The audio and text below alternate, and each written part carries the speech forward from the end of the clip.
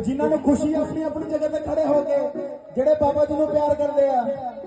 ਜਿਹੜੇ ਬਾਬਾ ਜੀ ਵਾਸਤੇ ਆਏ ਆਪਣੀ ਆਪਣੀ ਜਗ੍ਹਾ ਤੇ ਖੜੇ ਹੋ ਕੇ। ਕੀ ਹੈ ਅੱਜ ਮੇਲਾ ਲੱਗਿਆ